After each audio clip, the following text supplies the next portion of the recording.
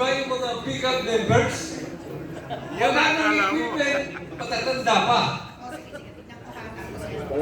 But we have proven to the city that in spite of the age, in spite of the ill-equipped BB Pickup is still there, responding to the need of the services for the city of Baguio.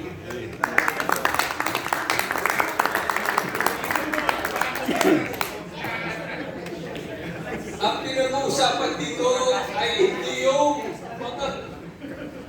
mga batang miyembro. It is the sincerity in involving ourselves in the community service. Dito sa PBPCAG, at dito kami, tumanda, sabi ko nga, PBPCAG, till death do us part, PBPCAG ako.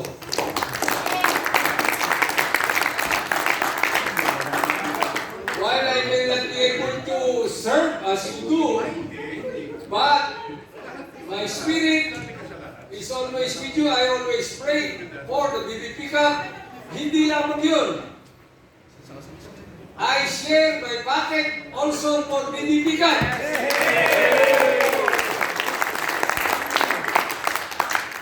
As long as I still have the little amount of funds that I can share, you can count on Lito Pangilinan sa BBPCAG.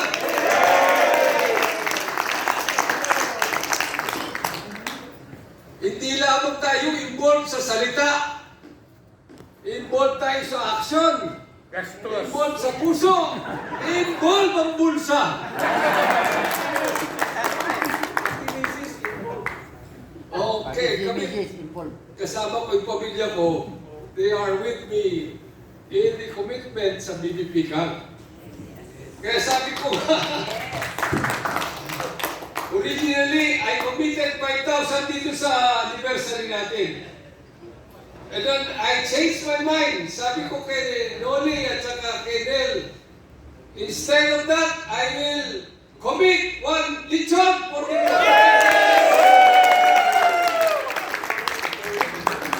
without asking the price. Whatever is the price. Fortunately for us, ang sabi daw ni ID, yung may-ari nito, sabi daw kay Noli, huwag na dito bibili, mahal. Bumili na kayo sa labas. Fortunately, sabi ni Noli, I have a better price. Good quality, better price. Okay, sabi ko, that's good for us. But whatever is the price, sagot ko yan sa video. So, mga kapatid, ako'y natutuwa na nandito pa tayo. Every time makita ko yung mga involved sa service ng BBPCAG, you are uplifting my spirit. Sabi ko, mabuti na lang meron pang ganitong tao dito sa daigdig who are willing to commit and share their life, their experiences, their time, and their money. My friends, you are among the chosen one of God. Remember that. You may not think about it, but I assure you, God knows your sincere involvement in the service of the community. Marami tayong mga naging miyembro who just join because of the barkada. Marami tayong naging miyembro who join BBPCAG because of the telepono at that time. Iba pa ang communication natin. They joined because they wanted to make use or to write on sa PCAG. But for those who have sincere, who are really true blue BBPCAG, they're still with us. Salamat sa inyo, mga kapatid. May your pride increase, including your family. May God bless your family and keep you safe because of our involvement. Salamat na lang sa Diyos for the last 50 years. We have not been involved in any accident at that, major accident at that. God protected the PPP operatives all the way for the last 50 years. Let's praise and thank God for that. Palakpakan natin ang ating Panginoon.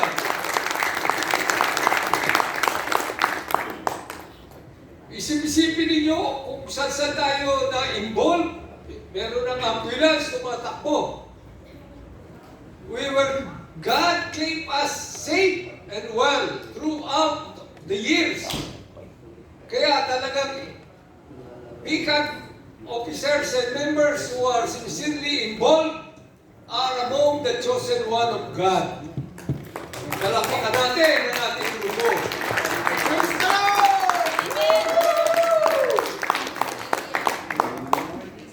I would like also to extend my congratulations to the organizer of the golf tournament.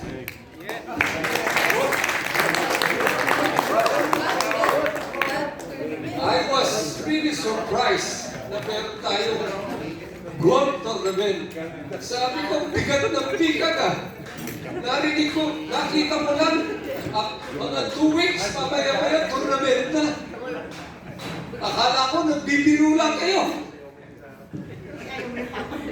It was a success after all because of our frontliners, the officers who were really involved, making sure that our commitments are met accordingly. So my friends, huwag sana kayong magsasawa. I hope you will, for those who really stayed on with us. Sabi ko nga noon sa PCAG, puro pobre. 5% lang ang may pera dito.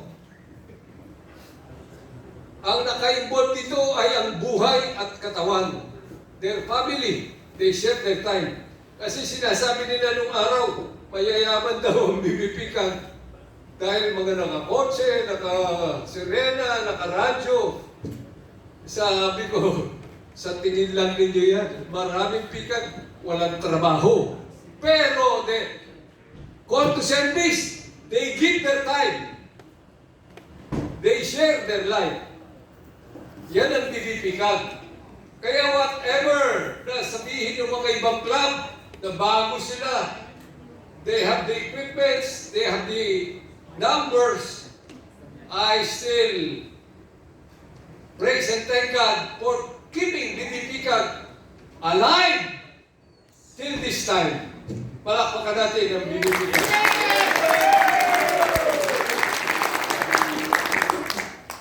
So mga kapatid, huwag sana tayo magsasawa. Let us support one another. Let us encourage one another. Let us build up one another. Kung meron tayong mga kapatid na nangangailangan, if we can express and show our support, let's do it. Wag lang yung kamukha nung kunwari magkakasama sa grupo. Pero pagdating ng pangangailangan, emergency need, hindi natin matulungan. Kung tayo merong resources na may share sa fellow members and their families, let us do that. Ipakita natin na tunay ang kapamilya ng BBPCAG.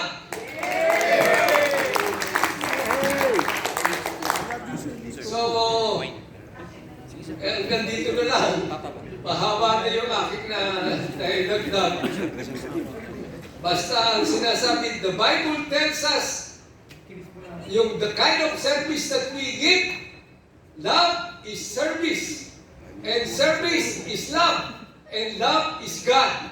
So whatever we do in the service, if we are doing it for God, and God is doing it with us.